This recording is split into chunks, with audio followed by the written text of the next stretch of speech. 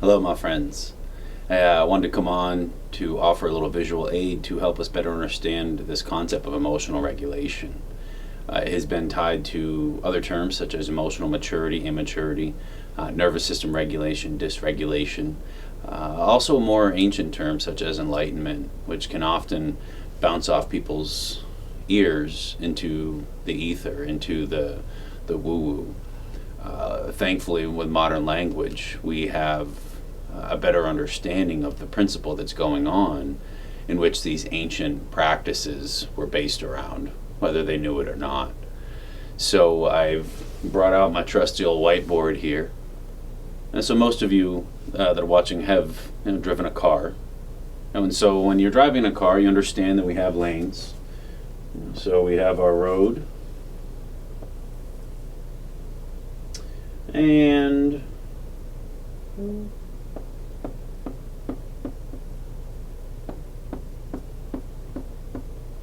we have our 3 lanes. Well, I want you to envision or visualize or watch that we're driving in the middle lane. Now this is our traveling lane.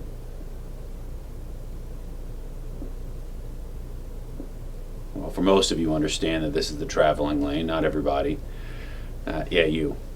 So we're driving in this middle lane, and if you visualize how when we're driving, at times we're not stiff and rigid. There's not a flat line of steering.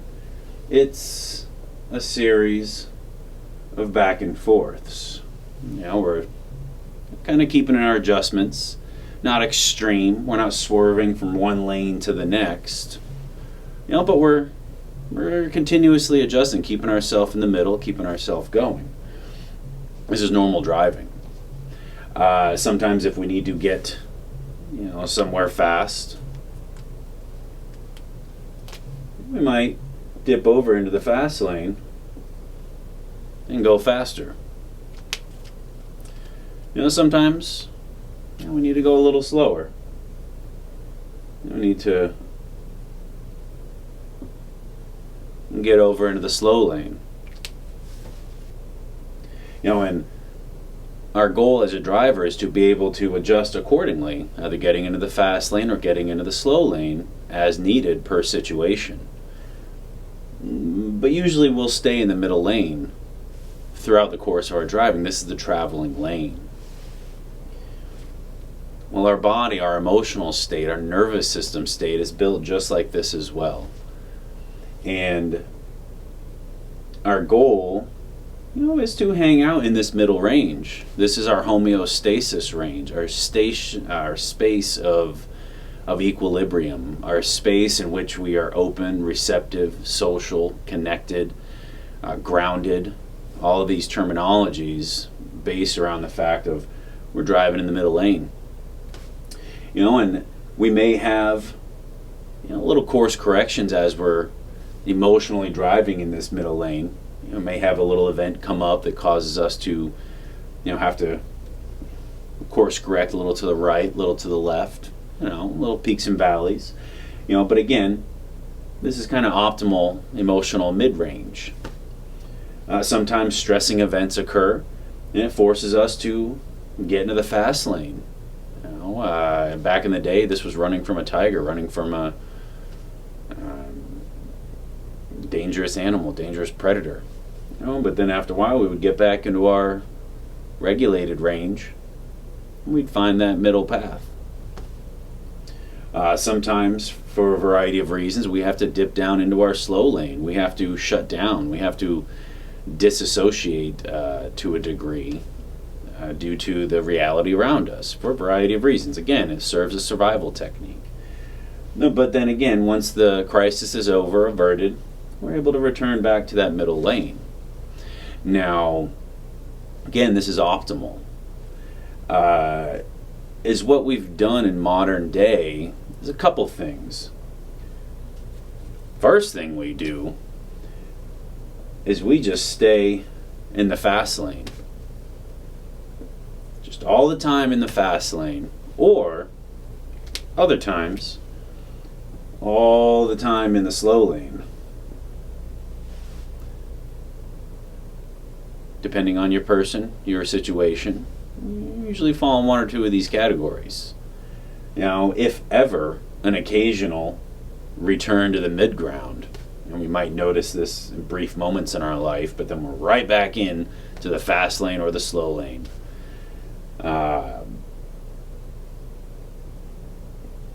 Being in these lanes too long creates internal issues, creates digestion problems, nervous system issues, health problems, heart problems, cognitive problems. All of our issues can be based around how much time we spend out of our optimal mid-range. So what do? Well, we take chemicals. We take a variety of stimulants and depressants, to course correct us, either back over here or amp us up back over here. This is the equivalent of, well, if you've ever seen those cars, that are swerving from one lane to the other. That's what we're doing on our internal world. Constantly missing that middle lane. Maybe for brief moments in time, we might get ourselves chemically right to where we're in that space for just a little period of time, but then as we change, as our thoughts change, back right out of it one way or the other. This is the dysregulation that we speak of. Another problem here is that this lane gets smaller and smaller. When this lane gets smaller and smaller, problems arise.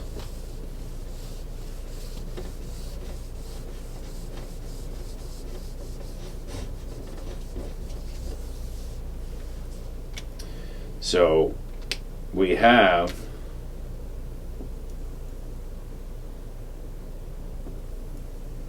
our lane. And again, this is that lane in which we're able to drive, but we're able to course correct. We got some wiggle room. These are these new American roads that are nice and wide and built for us. Well, if you've ever been to like older towns, maybe even to England, you might notice very narrow roads, very tiny roads. They don't have much wiggle room. They've only got a little range in which to operate in. And it's easy to veer into the other lane, to veer off the road. Again, this analogy is what happens inside of us. This is why functional stress is so important. And this is also what happens with trauma. That we call that our window of tolerance. That lane gets very narrow, very tiny. And anything that occurs outside of this throws us into a whirlwind. This is our dysregulated state. And again, so whether we're utilizing chemicals to correct, those chemicals correct the upheavals, the side to side. What they don't correct is that window of tolerance. That tiny space in the middle there is still all your inner world has in which to be okay. So think of all the chemicals and all the understanding it would take to find a perfect balance to get you to land, right inside that area there. Pretty slim to none. This is why most medications only work for a little while. You're constantly trying to adjust them because you're trying to hit a tiny mark. I think I hear military folks talk about trying to snipe the wings off a fly from 1,000 yards away. That's pretty much what we're doing here. And I wonder why we miss the mark majority of the time. So, somatic practices, most trauma therapies, their goal is to build your resilience. This is something that we got through our natural life when our lives were harder. That we had nice wide lanes inside. It took a lot to disturb us, to throw us out of whack. But as we've gotten into a society that has gotten more comfortable, those lanes, that window has gotten smaller and smaller.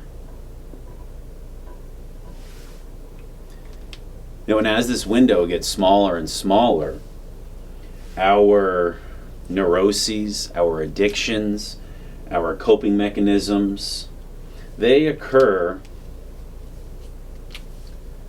right around here.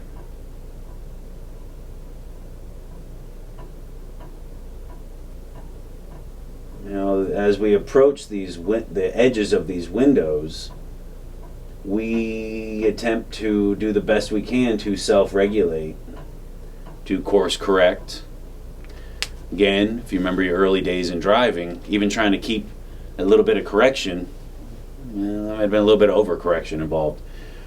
But this here, these little red areas are where our ADHDs, our depression, our addiction, our poor behaviors, our drinking, our de-stressing comes from. This is our attempt to bring ourselves back into that middle lane.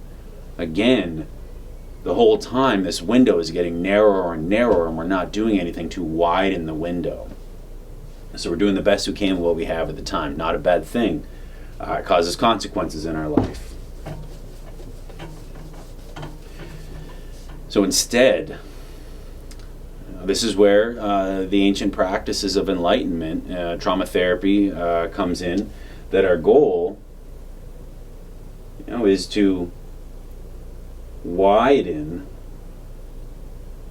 that window of tolerance so that, again, things within this window don't throw us out of whack.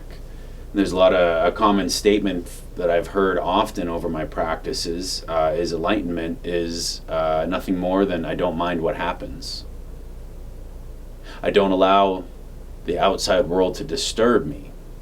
Now, most would assume that means that you're numb, that you block out the world. They're like, I'm good at disassociating. Like, I'm good at not letting the things bother me. That's different. That's not letting the world in.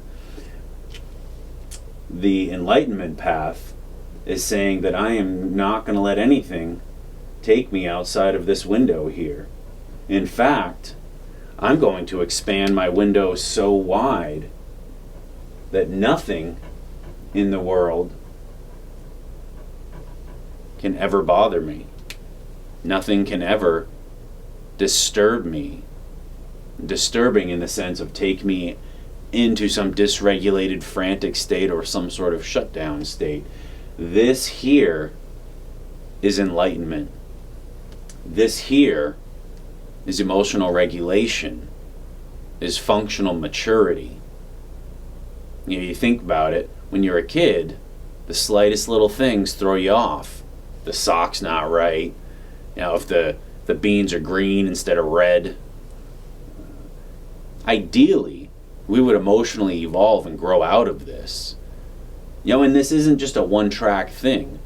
We have these windows of tolerance for certain things in certain areas of our life. So in certain areas, we might have a wide range of tolerance. In other areas, we might not have any. For me, it was textures for a long time. I had a very narrow window of tolerance for texture. If it didn't feel right, I didn't want it. But over my years, I've expanded that window of tolerance. That's why these practices that focus on functional stressing give us the ability to expand that window instead of simply addressing and numbing the things to reduce our reactions to the stress. This is the difference between chemically addressing our issue, and organically, somatically addressing our issue. This right here is how we come out of medication states. This right here is how we come out of victim states, out of hopeless states. This is emotional maturity.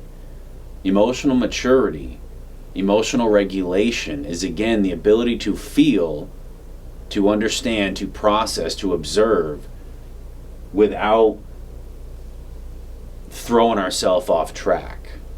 And these are also why all these things are all linked together. That's why I've always never understood why people have viewed them as separate issues. You know, as I'm learning these things and as I'm experiencing and practicing these things, I'm like, this sounds a lot like that. And I kind of have always thought, oh, okay, everybody else must notice this. And the more I connect with people, I realize, no, they don't. You know, in fact, my quote-unquote spiritual friends think enlightenment is escapism, you know, is avoidance of this world, is more like the disassociating. Oh, and then I have my analytical scientific folks that think that enlightenment and these spiritual practices are insane. But meanwhile, they are the very emotional regulation practices that humans have been utilizing for thousands of years to expand their window of tolerance, to allow the world not to bother them, and to grow beyond the selves when they were 3 years old, to grow past the point, you know, in which my socks bother me if the lining is there, if the beans are green instead of red. Sometimes we don't grow out of that. Again, we haven't focused on cultivating our window of tolerance. Think of this same thing here. Imagine working out. I'm sure most of you either have a workout program to some degree or at least understand that concept. When you first start working out, your ability to withstand holding 5 pounds, 10 pounds, to moving 5 pounds, 10 pounds might be very limited. You know, and again, as you go, as you continue to stress that, continue to work it out, well, all of a sudden you can hold 15 pounds, 20 pounds, 35, 50, 100, 200 pounds. You start to strengthen your physical window of tolerance for what kind of stress you're capable of handling. So you already understand the concept. It just gets lost when we turn the lens inward. Yeah. So emotional regulation, nervous system regulation, emotional maturity, enlightenment. And these terms are synonymous. They're not opposing. And whichever words stand out to you, dive into it. Learn how to grow up. Stay grounded, my friends.